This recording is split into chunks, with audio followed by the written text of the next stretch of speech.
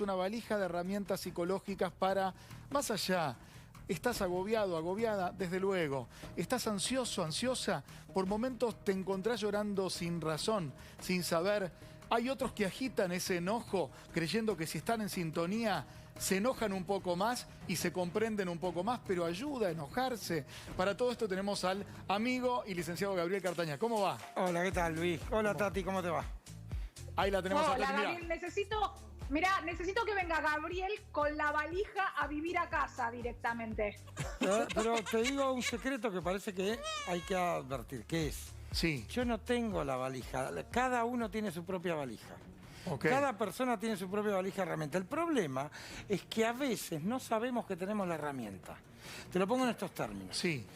A veces me ocurre que llega Tati a mi consultorio, ¿no? Sí. O yo llego a la casa de ella y la veo a Tati en esta posición. La veo con los anteojos, Sí. así, ¿no es cierto? Sacándole un tornillo Con a la una patilla. mesa. Con la patilla de los anteojos. Entonces yo le digo, Tati, ¿qué estás haciendo? Nada, estoy arreglando la mesa. Bien. ¿Y por qué la estás arreglando con los anteojos? ¿Y por qué no tengo un destornillador? Sí, mira, en tu caja de herramientas hay un destornillador. Vos no sabías que estaba. Pero si vos destornillás con la pata de los anteojos, van a pasar varias cosas. Primero, vas a destornillar mal, porque los anteojos no están diseñados para destornillar. Claro. Segundo, vas a dañar tus anteojos, porque no están preparados para destornillar. Y tercero, vas a desaprovechar una herramienta valiosa que tenés, que simplemente no estás usando porque no sabías que Te existía. sumo un cuarto. Dale. Y te vas a frustrar muchísimo. Por eso salimos a la calle y le preguntamos a la gente qué lo frustra, qué lo enoja, Dale. qué lo agobia y cómo pasa la pandemia. Mirá. A ver. ¿Cómo estás ahora ante la perspectiva de un año que también puede venir difícil en este sentido? Mal, y nos afecta a todos en cuanto a lo económico, lo emocional. La verdad que mis alumnos no querían volver a encerrarse. También escuché casos de niños que tuvieron ataques de pánico por enterarse de la situación. Yo trabajo, además de ser mamá, sola con ella, tiene 15 años pero siempre son dependientes, trabajo, así que cambia muchísimo y cambia mucho para ella también a nivel emocional. Me puse en la cabeza que lo tenía que superar sola. Y así superé hasta el día de hoy. ¿Cómo te afectó el aislamiento social, por ejemplo, en la relación con otras personas? Y que te aislás un montón y empezás a perder el contacto físico, crea ansiedad, crea angustia. Vamos tratando de psicológicamente de uno mismo ayudarse, ¿me entendés? Uno se está sintiendo muy, ¿cómo te puedo decir? Solo. Bueno, tenemos un paisaje de situaciones y emociones. Casi que robo la primera pregunta de las encuestas, así que saltémosla, que es qué emociones se ponen en juego en medio de una pandemia que parece no tener fin, no para la Argentina, sino para el mundo, y que cada país tiene herramientas distintas para poder sortearla. Las emociones que se ponen en juego son fundamentalmente tres. Son las que más se juegan en estos momentos, y hace un año. Okay. Angustia. ¿Por qué? Porque la angustia tiene que ver con el miedo y tiene que ver con la tristeza. Okay. ¿No es cierto? ¿Por qué? Porque muchas personas tienen familiares que han tenido que despedir producto del fallecimiento por coronavirus. ¿Bien? Y eso angustia. Sí. Bien. La segunda es estrés. ¿Por qué? Porque el estrés tiene que ver con el presente. Tenemos un presente que nos agobia mucho. Tenemos temores de cómo llegamos a fin de mes, cómo mantenemos el trabajo, nos van a echar, podemos dejar el local abierto. Todo eso nos estresa. ¿No es cierto? Y eso es estrés. Y la tercera es la ansiedad, porque la ansiedad tiene que ver con el futuro. ¿Qué es lo que va a pasar? ¿Cuánto tiempo más tenemos que aguantar esto hasta que se resuelva? La diferencia entre lo que nos pasa ahora y lo que nos pasaba el año pasado a esta fecha, el año pasado a esta fecha, yo me acuerdo que yo venía al canal, sí, y yo me sentía Will Smith en Soy Leyenda, me faltaba el perro, porque la ciudad estaba vacía. Sí, es verdad. Vacía por completo, ¿no es cierto? Sí, es verdad. Bien, este año no está vacía, pero este año nos encuentra cansados, porque el año pasado no teníamos un año de cuarentena, teníamos un mes de cuarentena. Hoy tenemos un mes más un año de cuarentena. Entonces, a todo esto, a la ansiedad, a la angustia y al estrés, hay que sumarle el cansancio. Buen dato ese. Tati. Sí, absolutamente. Me sumo a lo que decías, Gabriel. A ver, hablando desde un lugar de absoluto privilegio en el que me siento, seguramente Luis también, trabajamos en un lugar que nos cuida mucho, tenemos trabajo, tenemos nuestro ingreso en este momento garantizado, tenemos un techo calentito, tenemos comida. Ahora, todo lo que dijiste lo sentí el año pasado, ¿eh? Angustia, estrés, ansiedad. Y cuando me decís volver a empezar, quiero llorar. No, lo estás planteando mal. No tenés que plantearlo como volver a empezar. Tenés que plantearlo como aún no terminó. Claro. Aún no terminó. Lo que creíamos que iba a terminar para el 2021, en realidad probablemente termine en el 2021, pero nosotros lo que teníamos era expectativas. Bien. Teníamos la expectativa de que en noviembre, octubre, septiembre, cuando salió el titular en los diarios, hay vacuna. Encontraron la vacuna. Que en 2 minutos la teníamos en la farmacia, pasábamos por la esquina y creíamos que la producción era una cuestión de... En diciembre estamos todos vacunados. Claro. Ya está, en enero nos vamos de vacaciones. Ya está la vacuna. Claro. Pero resulta que la vacuna está, pero está en manos de 5 laboratorios. Y en que manos... son ellos los que manejan la producción mundial. Y en manos de un 10% de los países del mundo.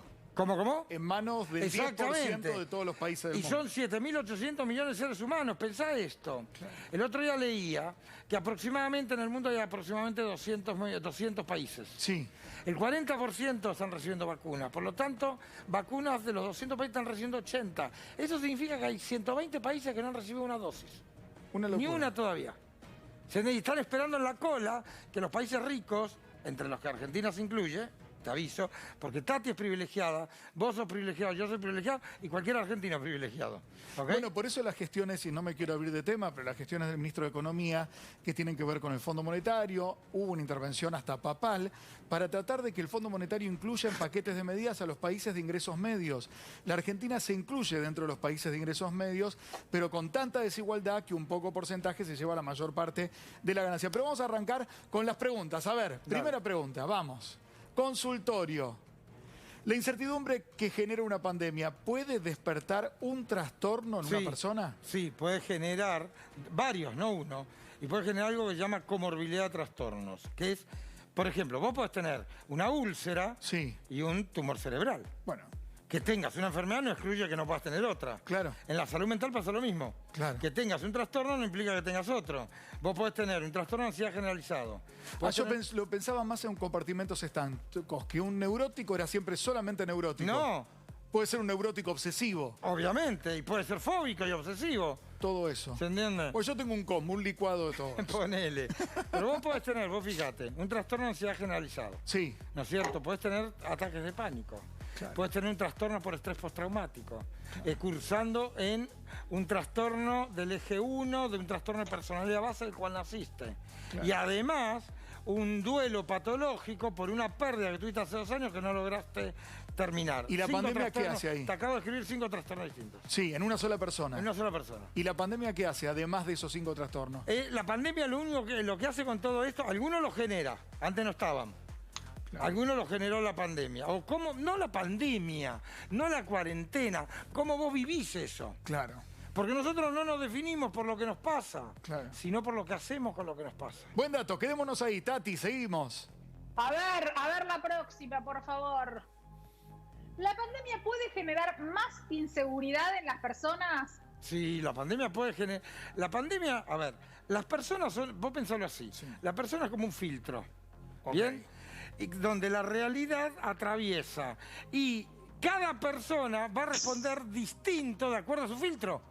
Entonces va a dejar pasar algunas cosas y va a filtrar otras distintas, porque mi filtro es distinto al tuyo y distinto al de Tati. O sea, para una persona tal vez una pavada es una enormidad, pero yo ya estoy diciendo pavada porque tal vez esa situación para mí es una pavada. Exactamente. Ok. Entonces, por eso digo que uno se define por lo que hace con lo que le pasa. La pandemia aplicó a los 7.800 millones de seres humanos vivos, ¿verdad? Bueno, pero hay gente, viste, que se puso a hacer vos hace un rato hablabas papel maché, decoración de la casa, pintó, aprendió 18.000 oficios, hizo yoga en la casa. Yo no hice nada de eso y Tati tampoco. Los admiro fuerte, no tengo ninguna capacidad, soy la única que no cocinó con masa madre, no preparé absolutamente nada, no hice una clase de gimnasia ni de baile por Zoom, nada, ninguna chance. Tal vez porque no era lo tuyo, Tati, pero probablemente, hay una Tati del 2021 distinta a la Tati del 2019. Claro, seguro. ¿Verdad? Y algo de la Tati del 2021 le podría decir a la del 19, le podría enseñar eso que sabe la Tati de hoy, que la del 2019 no sabía, lo aprendió en este año y medio. Bien, vamos a otra pregunta. A ver. ¿La pandemia puede generar un clima hostil en las familias y conflictos en las parejas, sí o no? Sí, puede generarlo. De hecho, la pandemia no. La cuarentena, que es la forma de evitar que la pandemia se lleve más muertes. Esa historia, yo lo veía también en la relación de padres con hijos. Digo, una frase que me quedó de Vero Lozano cuando estuvo en el programa y que yo adhiero y firmo al pie, es: ningún afecto está diseñado para vivirlo 24 horas, 7 días de la semana. Sí. Porque en un momento nos volvemos predecibles, agobiantes, sonsos, molestos, digo, pero no porque seamos jodidos o mal hechos, sino porque somos humanos. Pero vos pensás esto, Luis, vos pensás un matrimonio con 2 chicos y que tal vez tienen al suegro conviviendo con ellos. Claro. En 3 ambientes. Los 24 horas al día, los 7 días a la semana. Donde no hay un simple espacio físico que no haya otro ser humano. Claro. Entonces, lo que yo recomendaba el año pasado es: junten a la familia y díganle, ¿alguien tiene que usar el baño? No. Agarren una frazada, una almohada, ármense una cucha en la bañadera y enciérrense en el baño 1 hora, a mirar la tablet, a leer un libro, porque el baño emocionalmente está muy caracterizado con la soledad. La mayor parte de las actividades que haces en el baño lo haces solo. Claro. Entonces te metes al baño y te aislás del resto de la familia, porque vos lo que tenés es exceso de vínculo. Qué bueno, exceso de vínculo. Me quedo con eso, voy tomando palabras y al final te voy a decir algo. No voy a hacer una devolución porque sería una agresión fuera de consultorio, pero te estoy tratando, Gabriel, Muy bien. en un ratito. Muy bien. Tati, No, seguimos. Yo voy a aprovechar que está Gabriel y antes de ir a la próxima pregunta, hablando de esto de la convivencia, me quiero sumar. Gabriel, yo me ensamblé, nosotros hicimos un ensamble de familias 2 semanas antes de que estallara la pandemia. Oh. ¿Vos entendés la magnitud de lo que eso significa? Sí. Mirá, te voy a contestar. Puede pasar. Vamos a poner solo a modo de ejemplo. Sí. Solo a modo de ejemplo. Vamos a poner 3 ejemplos. 3. Janina Maradona. Sí. Ella dijo el año pasado, para julio, agosto, que ella había descubierto un marido más amoroso a partir de la cuarentena que tenía. Dalma, sí, sí. Fue Dalma. Que dijo, descubrí que mi pareja es colaboradora, amiga, solidaria, y estoy más enamorado de mi marido de lo que estaba antes. Bien. Ejemplo número 1. Bien. Ejemplo número 2. Daniel Osvaldo y la exmujer, Jimena Barón. Jimena Barón. Duraron 2 meses juntos. Pero fue una revinculación, o sea, volvieron a unirse. Se juntaron Claro. y no sostuvieron el vínculo y se separaron. Bien. Bien, tercer ejemplo. Tati, ¿cómo te fue? Día a día. Vamos Ok, día a día. pero después de 1 año y pico. Bueno, ahí tenés un bebé Pero pará, llorando. Ahí después de tenés 1 año y bebé pico que llora estás. que estoy embarazada. Un bebé en camino, escúchame. Exactamente. Vivo en la Significa misma que casa si tenés con un bebé en camino, a pesar de la familia ensamblada y a pesar del 24/7, no lo desaprovechó del todo. Ahí está. Tati, vamos con la otra pregunta. Pasaste. Vamos con la próxima. ¿El deseo sexual, APA, sube o baja con la pandemia? Bueno, chicos, Pará. yo hice un pibe en casa, ¿eh? Podemos Yo hice un pibe. ¿Qué hiciste? Y un pibe, estoy embarazada. Pero me permito dividirlo en etapas. La primera etapa era hacer lo que se acaba el mundo y luego cuando el mundo no se acabó decís mucha, ¿cómo es? Sobreabundancia de vínculo. Sí, hay exceso de vínculo. Claro, ¿qué pasa? Todo depende de lo que hagas con lo que te pasa. Claro. Si tomás la cuarentena como forma, ¿no es cierto?, de encontrarte de otro lugar con tu pareja, como por ejemplo para descubrir nuevas fantasías con tu pareja, significa que aprovechaste bien. Claro. Si tomás la cuarentena como manera de, porque veo mucho a mi pareja, ya me genera menos deseo, porque la sobreabundancia baja el deseo, Claro. ¿no es cierto?, significa que la aproveché mal. Todo depende de lo que hagas con ello. Ahora, pero perdón, por definición, porque siempre Gabriel está bien, nos está dando la herramienta más positiva. El deseo, por definición, no es aquello que yo voy a la búsqueda, a la casa, aquello inencontrable que yo descubro y que luego, bueno, tampoco, y que luego tiende a escaparse. Por eso mismo, si yo ya tengo, vos estás viviendo con tu pareja, Sí, ¿no es cierto?, 24/7, Sí. tenés que generar esa búsqueda. ¿Y cuál es esa búsqueda? Las nuevas fantasías.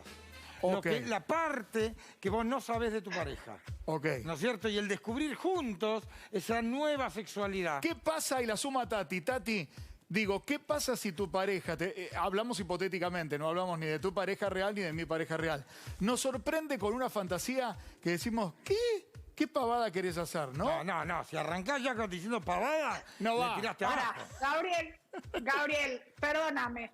O sea, después de un año de pandemia, de cuarentena, de los pibes con Zoom, del alcohol en gel, de correrlos a todos para que se pongan bien el barbijo, si me cae vestido de Batman o de, no sé, de bombero, lo he hecho. ¿Qué quieres que te diga? Mal hecho. Primero que si lo hubieras echado no estarías embarazada, para empezar.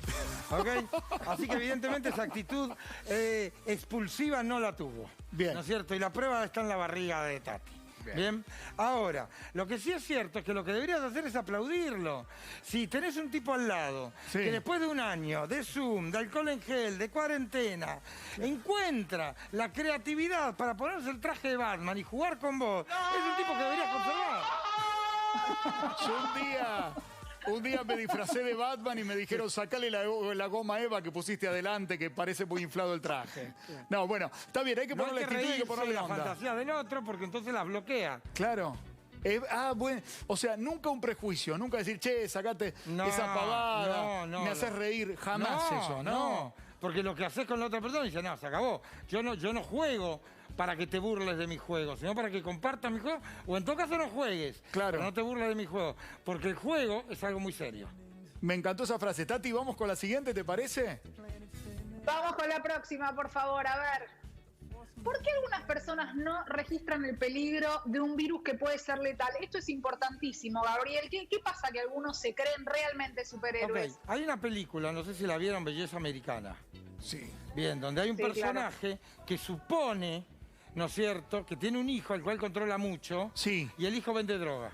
Exacto. Y gana mucho dinero el hijo vendiendo droga y tiene en la casa sistemas de audio carísimos. Y cuando el protagonista de la película dice, pero tu papá no se da cuenta que...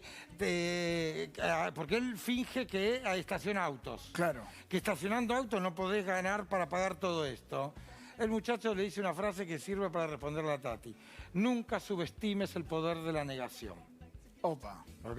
Creo haber escuchado esa frase. El poder de la negación es poderosísimo. Sí. Bien. Si yo niego una realidad, negué la realidad, punto. Ahora, me tomo de esa frase, habiéndola escuchada, y te pregunto, ¿qué pasa cuando el poder de la negación hace, como en el caso del virus, que una persona tome contacto más rápidamente, que se enferme más rápidamente, que no mida riesgos? A ver, el virus le importa tres cornos si vos sos un negador o no. Claro. El virus te va a infectar en la medida que te acerques a él. Ok. Bien, el problema es que el negador, precisamente porque niega la letalidad, el contagio y todo, anda por todos lados. Claro. Entonces está más expuesto. Bien. Una cosa es lo viral y otra cosa es el efecto psicológico de la gente al cual infectó. Bien. ¿Se entiende? Creatividad, fantasía, tener en cuenta que estamos en una sobreabundancia afectiva, mucho tiempo en el mismo lugar con la gente que queremos, pero hasta el ser más amado en un momento... Perdón, en algunos casos hay exceso de soledad, porque las personas que están solas y no pueden juntarse con otras, tienen el exceso opuesto, que es el exceso de soledad. Me quedo también con otra frase que dijiste. La pandemia no es la pandemia sobre uno, sino cómo uno vive la pandemia que le toca vivir. ¿Sí? Uno se define por lo que hace con la pandemia, no por lo que la pandemia hace con uno. Gracias, Gabriel. Al contrario. La verdad. Clarísimo, clarísimo. Volvemos.